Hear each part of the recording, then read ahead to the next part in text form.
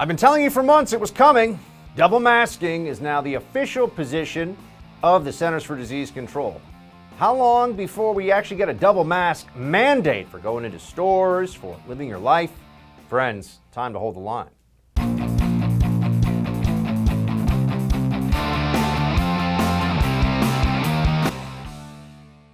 The CDC is updating the mask information for the public on the CDC website to provide new options on how to improve mask fit. This includes wearing a mask with a moldable nose wire, knotting the ear loops on your mask, or wearing a cloth mask over a procedure or disposable mask. Welcome to Hold the Line. I'm Buck Sexton. That was CDC Director Rochelle Walensky announcing that the agency she runs has updated their guidance on face masks to include double masking. According to the agency, lab tests with dummies showed that exposure to potentially infectious aerosols decreased by about 95% when the dummies were equipped with a cloth mask over a medical mask. Of course, the CDC has been hard at work lately devising new and innovative ways to make our lives really miserable and annoying. This week, the agency also announced it was considering guidance that would require COVID-19 testing before domestic air travel. The more screening that we're doing in places where people are gathering, I think the more asymptomatic disease we will be detecting. And certainly there's a lot of, there's more gathering that happens in airports. And so to the extent that we have available tests to be able to do testing, first and foremost, I would really encourage people to not travel. But if we are traveling, this would be yet another mitigation measure to try and decrease the spread. The announcement comes just days after new Secretary of Transportation Pete Buttigieg made a similar statement during an interview with Axios. So, my friends, we have seen exactly what was going to happen here for months in advance. In fact, I've called this out now many times. They would tell you you have to listen to them. You have to take all these mitigation measures. You have to take all these steps, and then everything will be okay. And this stretches back to last May, June. And remember, it was about a year ago that Dr. Fauci was telling the American public, and this is a fact that they cannot get rid of, that you shouldn't wear masks at all in public. For the general public, masks were silly. That's what they said about Fauci, or that's what Fauci said rather a year ago. And then it became, oh no, probably let's wear masks for a little bit, 15 days to slow the spread. Then that became months and months. We have to keep reminding ourselves of this because they keep moving the goalposts. They keep changing this up on us. And they expect that we are not going to remember how they've been wrong, how their guidance is contradictory, how it doesn't make sense, over and over again. Months ago, I said publicly on Twitter that it was just a matter of time before double masking became the norm. How did I know that? I'm not a scientist. I don't have a master's in public health. I don't have a PhD. How did I know that? Well, because it was obvious if you looked at the data that masking was not going to have the intended effect, the promised effect in mass usage all across this country for the actual major aerosolized virus season, usually the flu season, in this case COVID-19. So what were they going to say? When it was all over with, when we've had all these cases all across the country, oh, that's right. Really, we needed 2 masks. And in fact, they need N95 masks as well. My friends, they're ignoring what we've all seen across the country. And they're singling out Florida as a place that they might take specific action against because Florida has bucked the trend, pardon the expression here, of lockdowns across the country. And the data is now in. We have run the results. Let's just start with school lockdowns for 1 second. School lockdowns, the lockdowners were wrong. People that said open the schools are right. End of story. The people that told you that locking down businesses would flatten the curve or stop the virus. Remember, it went from flatten. We never thought in the beginning we could stop the virus. Nobody was promising that. Oh, but then when we agreed to flatten the curve, then it became we're going to try to stop this virus. We're going to try to stop this virus. You can't stop it. It didn't work. We knew that that was going to happen, but people don't want to believe it. They thought if they listened to the authorities, listened to the Fauci logic on all this stuff, or lack of logic really, that would all be so much better. Is this success, what we just went through in this country? All-time record deaths in one day, all-time record cases in one day, look at the wave of COVID cases that washed across the country when we had masks on, when we had social distancing and lockdowns in place. And it's successful? Oh, now they're saying double down on it. And they're angry about Florida because Florida is to states what school reopen or school opening is to the lockdown agenda, as in it's the case that they cannot win based on the facts. You look at New York, you look at Florida, you have two places you can compare. One very blue, very Fauciite, very lockdown, and Ron DeSantis' Florida, where they've kept things largely open. Which state has done a better job? Better economy? Better against the virus in terms of deaths per 100,000 residents and hospitalizations as well. The results are in. Florida wins. So what are they doing now? Trying to find a way to take a shot at Florida. It's all very clear what's going on here. Miami Herald had this piece yesterday on how the Biden administration, there are whispers out there that there may be domestic travel restrictions as COVID mutation surges in Florida. Now, it's not just Florida where there's been this COVID mutation found. They've had 100, maybe 200 cases, they believe, of this more contagious, not more lethal, but somewhat more contagious COVID strain. And that is being floated here by the Biden White House as a possible justification for shutting down domestic airline travel, as if the virus won't spread to people the same way that it has been spreading all along, in close contact, including people that are driving across state lines. But more than that, why single out Florida here? Well, because it has become a beacon of freedom for the rest of the country, including me. People have been flying down there, have been seeing what it's like to be in a place where there are some restrictions put on people. There are some basic precautions, but businesses are open and people can live their lives. No, in New York, we have still a shutdown in New York City of indoor dining. It's supposed to open tomorrow at 25%. That's preposterous. Restaurants can't survive on a 25% capacity limit. How long will they keep that in place? How much more economic pain do they plan on inflicting? It's what you really have to ask. It's what you really have to look at.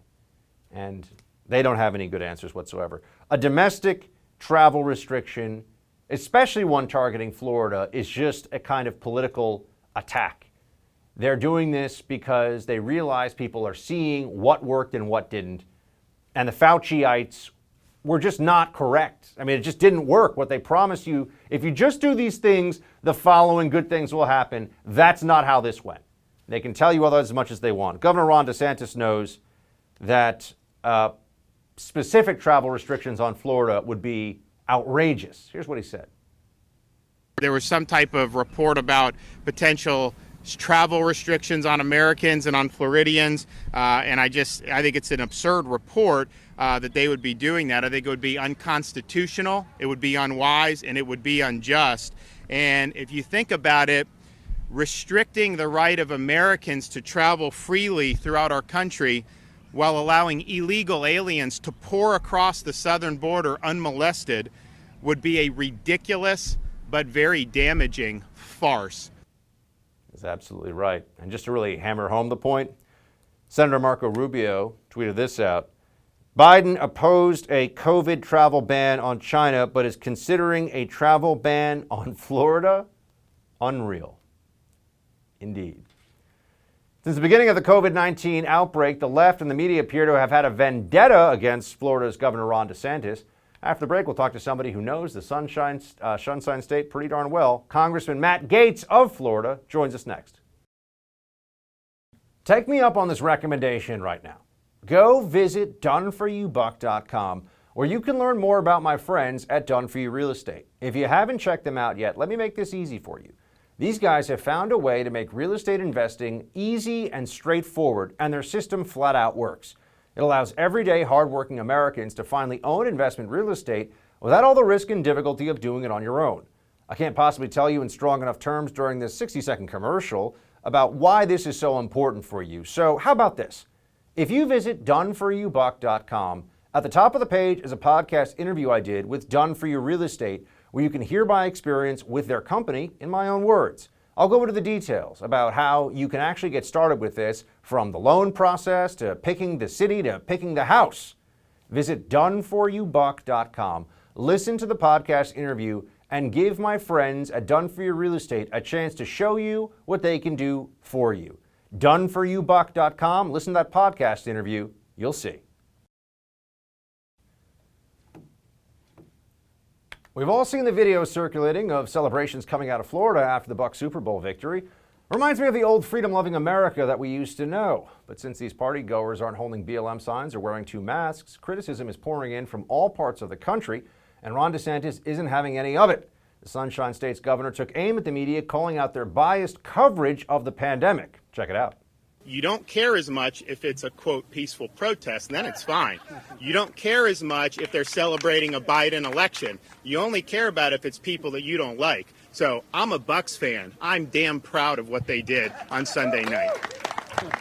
Joining me now is Florida Republican Congressman Matt Gaetz. Congressman Gaetz, good to see you. Thanks for joining us here in studio. I understand I'm like the first guest in a while, live and in person here First with you. in person since the pandemic started here in studio. You know, I wanted to come up from Florida just to share the message that the last person in New York should turn the lights out when they leave. I mean, all the fun is happening in the Sunshine State, Buck. That's where people can open their businesses, live their lives, send their kids to school. And sure, we're taking specific steps to care for those who are a little bit older, those who have medical complications. We're getting them the vaccine first, but we're not allowing this virus to fundamentally change every aspect of life in Florida, and I think we're a better state for it. You're going to have to make room, I think, for more people that I know from the Northeastern United States, including New York and New Jersey, who are going to be heading down and becoming your neighbors. But let me ask you, there's a story in the Miami Herald that I think got a lot of attention, and rightly so, where it has been floated by sources close to the top of the Biden administration that they were considering specific travel restrictions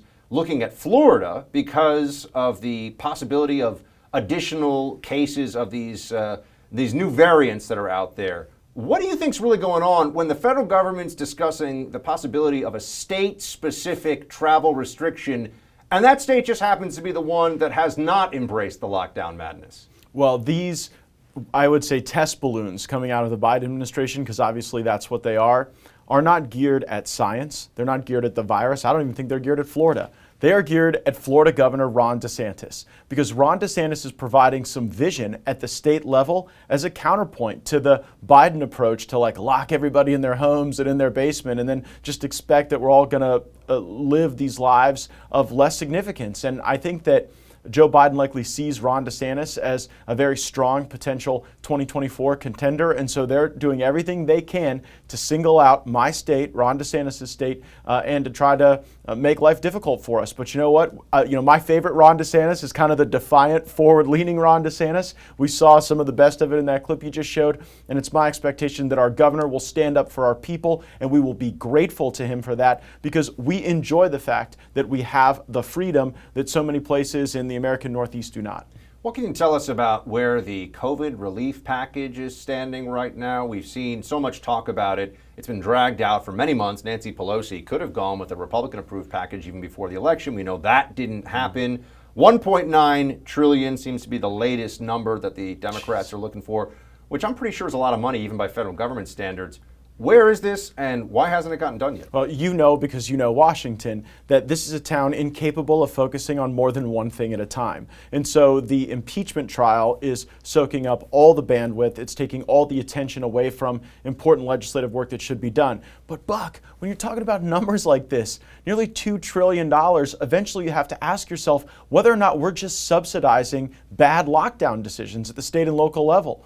People will not tolerate their jobs being rendered illegal if that is the difference between them surviving or not, their family having a better future or not. And so I don't vote for these economic stimulus bills because I largely think we're subsidizing bad behavior. We're creating an environment of moral hazard. You look at the dollar as the global reserve currency right now and all the benefit that provides our country. If we put ourselves in a position where the dollar is over leveraged, where we're just printing it like it's going out of style, our adversaries will take advantage of that. Our economic competitors will take advantage, and you'll see real people in this country hurt.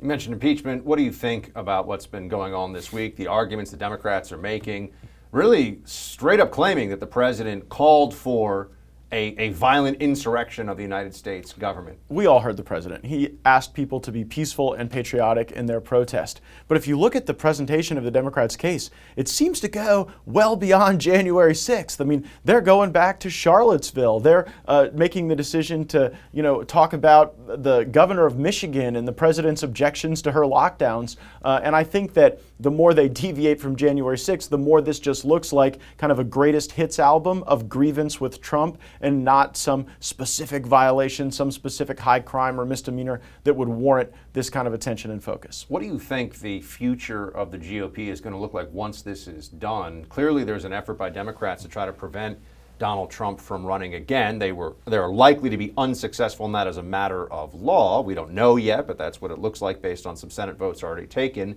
What do you feel like the future of the party is right now? What do you tell your constituents down in Florida who are saying, it feels pretty grim right now for those of us who are looking for better governance and better answers? Well, I know history would tell us that Republicans are likely poised for big pickups in the 2022 elections, but I don't take that for granted because I think our party is in an identity crisis right now.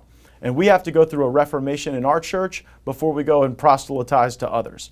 There are those who want to go back to the Romney, Bush, Cheney days of Republicanism, and then there are others who prefer the Trump, DeSantis, Matt Gaetz version of the conservative political movement, where we put our country and our people first, where we don't just embrace this neo-libertarianism that has inured to the benefit of large multinational corporations at the expense of working Americans, and where we don't try to go and invade everywhere and invite everyone across our border illegally to help the military-industrial complex and to help businesses keep wages low. So I think that there has to be an ideology of our party and our movement that is persuasive and compelling. I think that Governor DeSantis, former President Trump reflect that, and I think that's where the energy of our party is. Certainly the GOP has work to do, but just in general, there's a lot of work to be done on the social media companies and the problem right now of censorship that's obviously happening. I don't know if you even saw right before you came on, Project Veritas has had its Twitter account just booted because they're committing the crime of journalism, apparently, where they have a whistleblower from Facebook coming out talking about the hate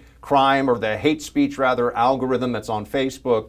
What do you make of it? What can be done about this? What happened to Project Veritas is outrageous. They're banning the truth tellers. This is what happens in totalitarian regimes, and I do not believe in America the terms of service on Twitter should be more important than the values that animate our constitutional rights.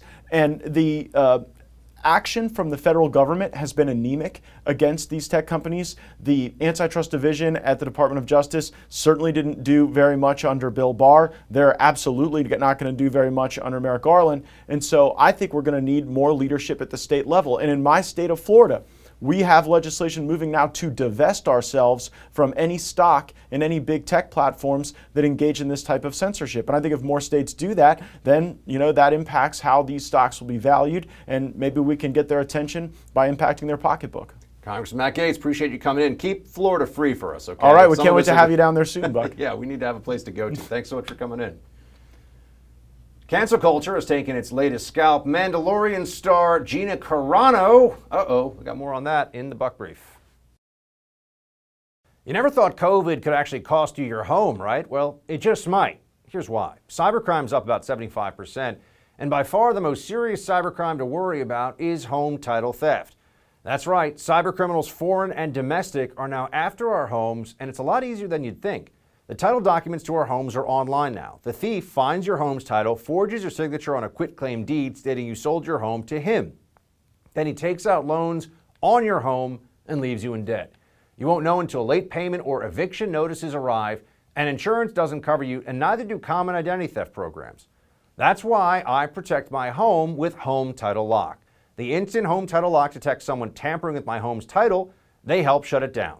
Go to HometitleLock.com and register your address to see if you're already a victim, then use code RADIO to receive 30 free days of protection. That's code RADIO at HometitleLock.com, HometitleLock.com. Use code RADIO for 30 free days of protection.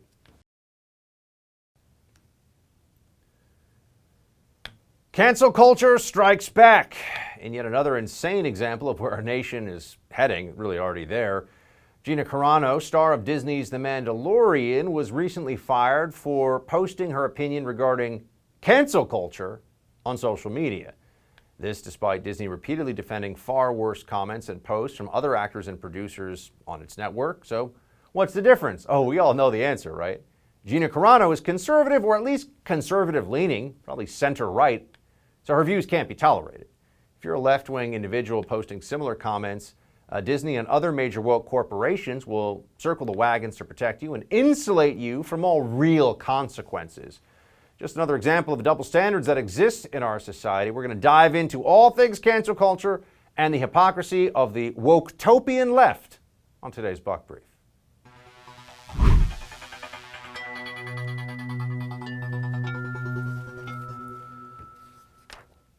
Gina Carano. I like Gina Carano. I think she does a good job. I think she was great in The Mandalorian, which I did watch, and I think that she had a big future ahead of her in Hollywood. But then she shared some things about what it's like to be a Republican in America. She made fun of masks at one point on social media. Can't make fun of masks. I keep telling everybody, 6 masks, or you don't take the virus seriously. Anyway, here's Gina Carano, or rather, here's the statement on her firing. Lucasfilms has fired Gina Carano from her job on The Mandalorian after the action star posted on social media that today's political climate in the U.S. is similar to Nazi Germany's treatment of Jews. The comments were abhorrent. Now look, it wasn't anti-Semitic. It was perhaps too far. You could say you think that we shouldn't always demean the comparison to Nazis by overusing it all the time. I mean, people are constantly making comparisons in our politics to this is like the Nazis, and that's a very incendiary charge. That all said, it's done all the time by people. I mean, Democrats call Republicans Nazis. They say Trump is a fascist. Who do you think they're referring to? Are they referring to Franco's spade? No, they're trying to compare it to Hitler. We all know. And here is the post that got her in trouble. Jews were beaten in the streets not by Nazi soldiers, but by their neighbors, even children. Because history is edited, most people today don't realize that to get to the point where Nazi soldiers could easily round up thousands of Jews, the government first made their own neighbors hate them for simply being Jews. How is that any different from hating someone for their political beliefs? Now, you could say in bad taste, you could say a little extreme, but is that outside the realm of American political discourse these days? I mean, we're in the midst of a trial right now of the former president for what the Democrats claim was an attempt to overthrow by force the United States government. So we're in some pretty emotional and pretty tense political times right now, and to get fired from your job for that, it wasn't hateful, wasn't anti-Semitic, wasn't racist. They just didn't like the comparison. They thought it was in poor taste, so they fired her. Now, I want you to understand that's the principle that they've established here, whether they know it or not, with this firing. How does that apply to her co-star in The Mandalorian, Pedro Pascal, who is, of course, a woke-topian? Here he is with a tweet back in, 2018. Nazi Germany, that's people at a concentration camp, likely Auschwitz, Nazi Germany 1944, and then America 2018, people in cages. Turns out, by the way, that wasn't even in America, but that was supposed to be, so the photo is wrong, but that was supposed to be in our immigration detention facilities. It's not true. It's not it was somewhere else. It wasn't in America. But the point here being, even aside from the falseness of this, comparing what we're doing at the border to Nazi Germany, where they exterminated 6 million Jews, 11 million human beings in the death camps, pretty extreme, and yet here we are. Is he fired? No, of course not. He is fine. And then we have to show you how ridiculously unfair this double standard really is. There's a Disney producer who said this on Twitter. This is Jack Morrissey. MAGA kids go screaming hats first into the wood chipper. I know you'd probably say this is a joke, but that's really not funny at all, and it's gross. And it's obviously offensive to half the country, but that's not a problem. Okay, you'd say, well, but we shouldn't be banning people based on speech that's obviously meant to be absurd and farcical at some level. All right, James Gunn, he is the director of Guardians of the Galaxy 3. or rather he was rehired to direct Guardians of the Galaxy 3, despite the fact that back in 2018, Gunn was fired over a series of offensive tweets that Mike Cernovich, hey Cerno, I didn't realize he found these, Mike Cernovich dug up, where he said some really horrific and grotesque stuff. Here we go. We'll actually get to some of them. Just made a joke about raping my friend when she was asleep.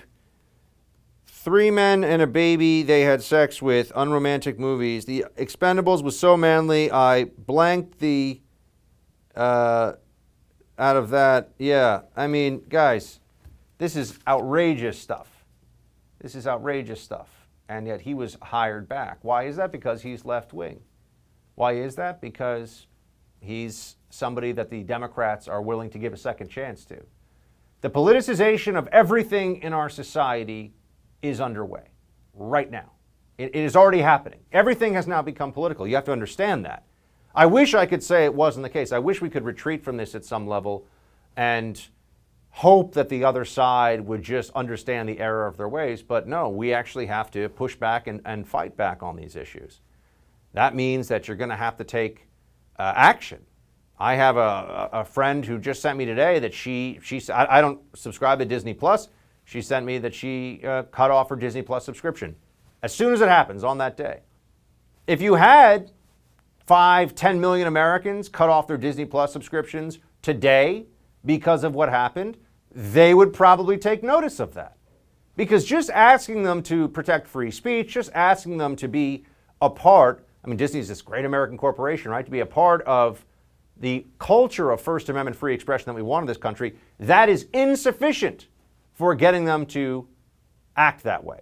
You have to have consequences attached to this. You have to figure out a way to make it so that they will feel the pain for this kind of decision making. Otherwise, it continues. In fact, the more they get away with it, the more encouraged they are to continue with it. Because why not? They get to do whatever they want, and in the process, people continue to just stand aside and let them. So this is another troubling cancel culture instance, and I'm hoping that maybe the right will finally stand up and say, we're going to stop subscribing to Disney Plus. Otherwise, it just keeps going. Dallas Mavericks owner Mark Cuban caused a stir when it was reported that his team was no longer playing the national anthem before games. We got Jesse Kelly offering his take when we come back.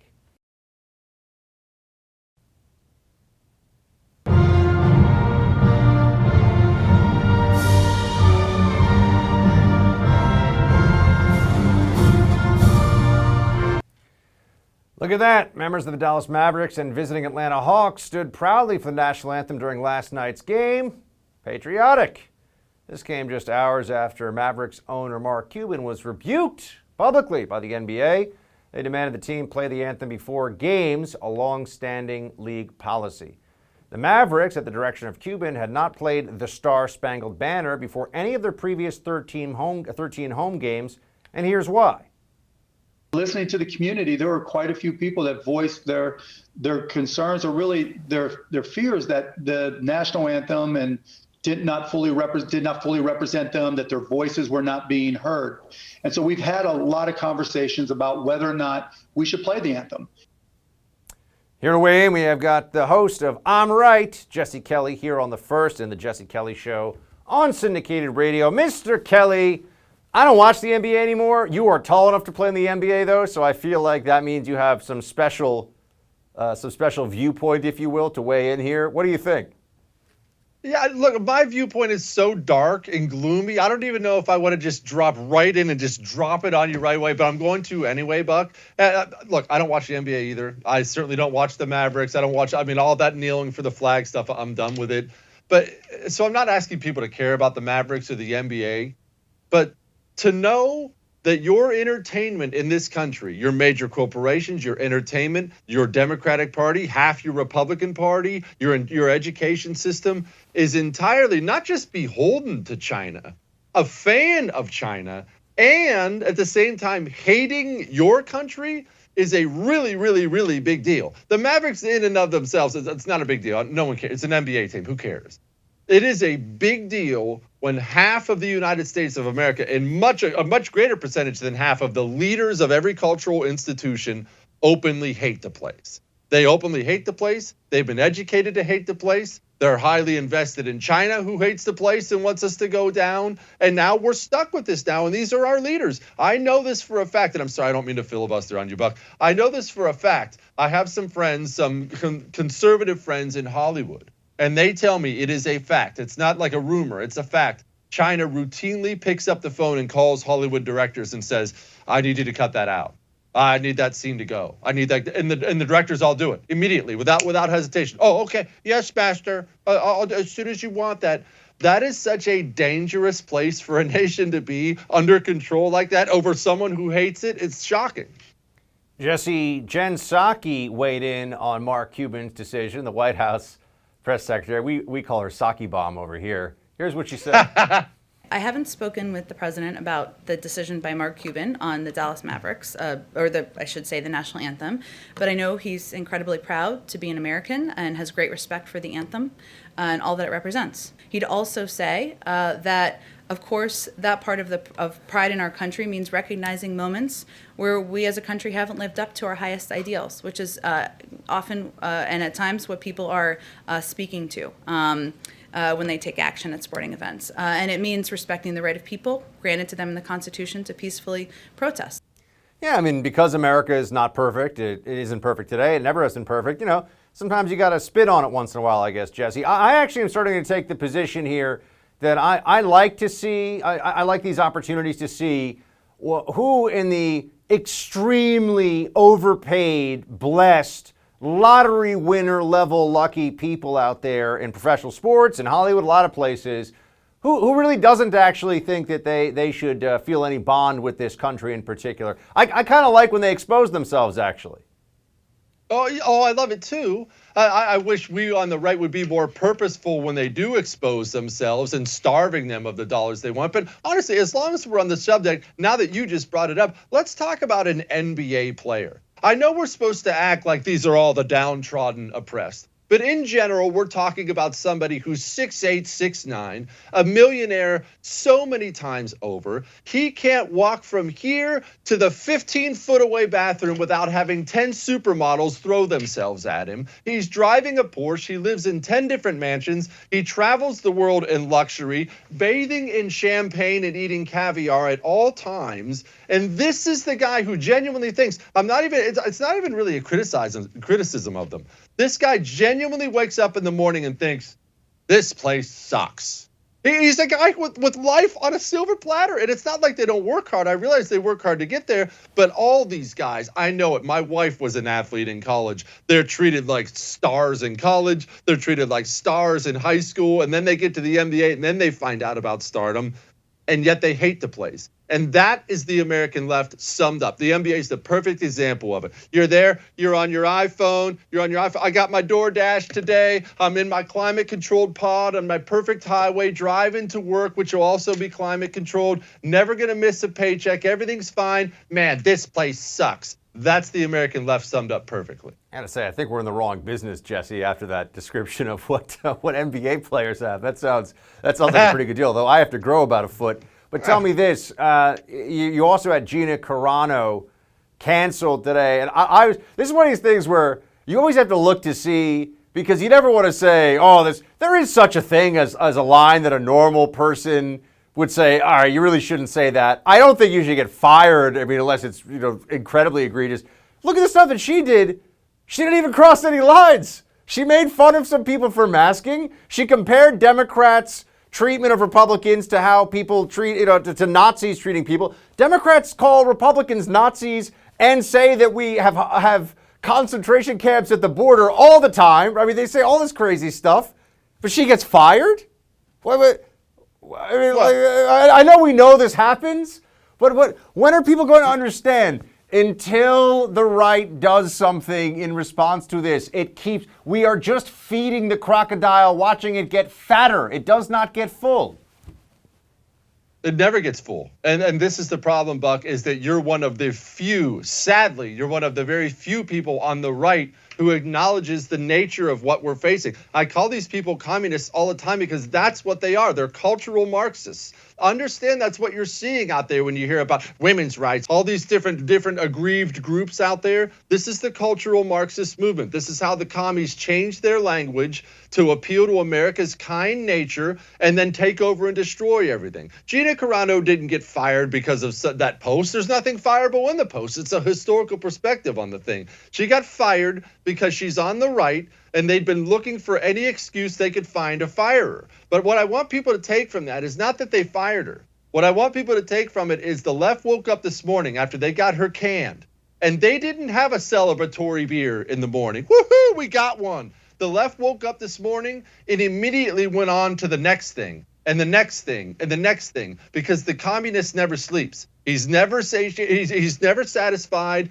There's always another thing to get, and they're going to come for you. If you're one of these idiot weaklings on the right who thinks, well, I mean, this was too radical, or I didn't really like this post. I guess this crazy guy deserved it. I want you to know I'm going to laugh when they line you up too, because they're coming for you. There's a misconception among conservatives, Jesse, and I agree with you, and I try to tell everybody about this as much as I can get the word out. I know you get the word out about your perspective on this too. The left will not exhaust itself with these cancellations, this authoritarianism. The only thing that stops it is a counterforce. The only thing that stops it are consequences, pushback, as long as they can get away with this. This is what I've been saying to people about social media. There were a lot of conservatives that I know, and I mean, I can't name them because we were talking in a private capacity, but people that I know in our business who were saying, Buck, don't worry about all this stuff with social media. Once Biden's in office, it's just until the transition happens. Like, are you out of your mind?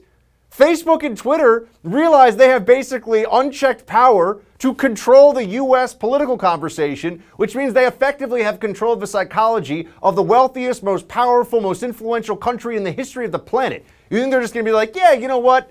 Let's go back to letting the people have their say. No, that's not how it works. Look, like I said, it all makes sense. Everything makes sense. And you always know what comes next when you just simply acknowledge we're dealing with communists. Communists have never once gotten to any point and said, you know, I actually think that's enough, guys. I think we're good here. That's not a base tenet of the ideology, because it's a religion of domination is always advancing. Even they can take over an entire country, then they'll just turn internally and start taking over each other and slaughtering each other. Pol Pot took over the place. There were 22 members of the Central Communist Committee. Within like the first year, 18 of them were dead. Communists only advance. They only dominate. They only move forward. And like you pointed out, unless there's some kind of countermeasure, you're not going to, I love freedom, your way out of this. That's not how communists operate. Yeah, I know. I'm trying to tell people, handing out pocket copies of the Constitution is not going to make this stop. But it doesn't mean it's a bad idea. Jesse Kelly, good to see you, man. Thanks for joining. It's almost time for our rapid fire look at those stories we've got to get to, and that is the quick hits. They are up next. These days, being prepared for the unknown is more important than ever. I'm sure you've noticed the world we live in is anything but predictable, and we could all benefit from something reliable right about now. Well, what could be more reliable than real gold and silver? I'm talking about real gold and silver you can actually hold right in your hands. Call the Oxford Gold Group right now and learn how easy it is to get real gold and silver sent securely directly to your home, or how you can have real gold and silver placed in your IRA or 401k. Just call the Oxford Gold Group at 833-600-GOLD and ask for your free guide on owning gold and silver. Again, call the Oxford Gold Group right now at 833-600-GOLD. The Oxford Gold Group is the only gold company I trust. Call them right now, 833-600-GOLD. Don't wait for that massive stock market correction that a lot of us are worried is going to come at any point in time here. Don't wait for inflation to kick in. Look at all the trillions of dollars of spending out there. Take action today to protect your wealth with the Oxford Gold Group. 833-600-GOLD. Check them out today.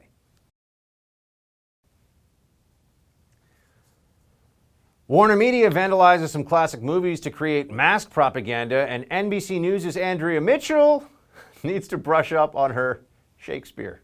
Those stories are coming up in tonight's Quick Hits. Let's get to it. Ex-GOP hack here slams Trump. Let's hear it. Play it. I would rather that we refocus our own party. You know, we were here first. The Republican Party stood for things for many, many years that are important. And for some reason, the Trump group, the protectionist, populist isms of, as George Bush used to say, isolationism, nativism, and protectionism have taken us hostage. And we need to get back to what defined our party as an alternative to the Democrats in a constructive manner: free trade, globalization, multilateral deals. Let's stop listening to people from the GOP who know it in the GOP base, none of the actual voters want to hear from. Oh, but they go on CNN, don't they? Isn't that so interesting? CNN is always able to find people who are Republicans who only seem to exist to trash other Republicans and to hearken back to some other, better, purer time when people on the right just sort of sat there and lost and said, oh gosh, we're sorry that we get in your way, progressives. Maybe we should just do more of what you say. Oh boy. But that's really, it's been good. It was good job security for a lot of really bad political consultants over at MSNBC to say they were former Republicans or they'd switched. My favorite is the ones who say they've switched to being independents all of a sudden so they can go on CNN and MSNBC and trash Republicans. I'm an independent after taking money from Republican candidates for 20 years or so.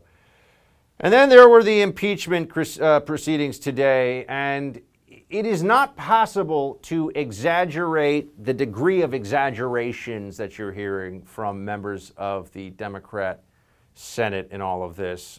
There just is a lot of stuff that's being said where anyone with any sense of judgment or fairness wouldn't say it out loud or would be at least embarrassed to say it out loud.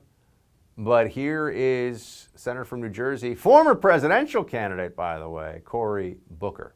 What Donald Trump did, trying to stop the transfer of power, was a manifestation of their fears. And for him to do it violently by inciting a mob to come after congressional leaders, ultimately to threaten the life of the vice president, while that siege was going on, Donald Trump sent an incendiary tweet almost directing the crowd at the vice president, and you thus heard the chants of people chanting to kill the vice president. And so I think this was, as Congressman Neguse pointed out, the founder's nightmare. We really are supposed to believe, that Donald Trump wanted Mike Pence to come to harm? That's what they're going with in the Senate? That he actually wanted physical harm done to Mike Pence as vice president? This is what they're saying. Just want to be clear. They're also comparing it to 9/11, the Holocaust, Pearl Harbor. I mean, there's all kinds of stuff out there right now. It was a riot, and from what we know so far, the only person killed with lethal force on purpose was one of the rioters. That's what we know as of now. But they tell us that the president wanted the mob to eliminate his own vice president. It's pretty horrific stuff. On the less serious end of the spectrum, here's Senator Kennedy from Louisiana. I want the record to reflect that I did not call Senator Sanders an ignorant slut. Okay? Thank you. I don't know how I should take that, Senator Kennedy, but Senator Kaine. Weird stuff. Okay, people are paid a lot of money to be on TV, as you know, on the big networks. They're paid a lot of money. And part of this is the idea that they have credibility, that they're intelligent, that they are people you should listen to. You should hear what they have to say because they're really smart. They know what they're doing, and they're there to educate and inform you. And that's why the whole news business, right? It's all built on the credibility of some of these people. And you have someone like Andrea Mitchell. Why does anyone listen to Andrea Mitchell about anything? It's a fair question. She's been in the news business a long time, but basically asking simple and or dumb questions, being a Democrat operative, pretending to be a journalist, and reading off of prompters, things that other people write for her. That's really been the job. She's been in it a long time, so we're supposed to believe that she has some special knowledge or that there's some reason for this, but I certainly don't see it. This is yet another moment where you realize the elite's not as smart as they'd like to believe. Senator Ted Cruz says impeachment, Andrea Mitchell writes, is like Shakespeare, full of sound and fury, signifying nothing No, that's Faulkner. I clearly studied too much American literature and not enough Macbeth. My apologies, Senator Cruz. She went out of her way to correct, first of all, she clearly didn't study enough of anything. She went out of her way to correct a United States Senator on a Shakespeare quote that is it's up there with like to be or not to be. Or it's among the most famous Shakespeare you could ever find anywhere, right? Romeo, Romeo, wherefore art thou? But here we are. She wanted to call him out. That's right. Show Ted. Why is it that libs like to compare? Look, there are things you can criticize on the left about Ted Cruz because he stands for things that libs hate. I get it. But he is smarter than pretty much all you libs. All the libs out there. You don't want to go comparing IQ with Ted Cruz because the Cruzster is gonna throw on cruise control. I don't know, something like that. Oh, and then masks in old movies. Here you go. We had this one for you. Play it. Oh, it's on. Release the meteor! Oh!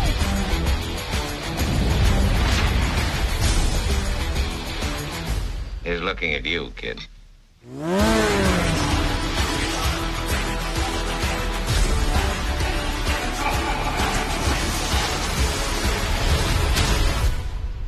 I dig it.